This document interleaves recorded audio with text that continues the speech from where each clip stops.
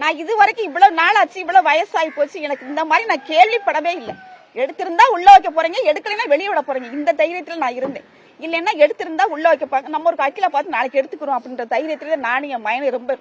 இவனையும் கூட்டிட்டு போய் 6 மணி சரி 6 மணிக்கு விட்டுருவாங்கன்னு திரும்ப சொன்னாங்க. சரி 2 பிள்ளைங்க நம்ம கோயிலுக்காரங்க தான், நம்ம சொந்த பந்தம் தானே நம்பித்தான் நான் முக்கியமா இருந்தேன், நம்பி இருந்தேன்.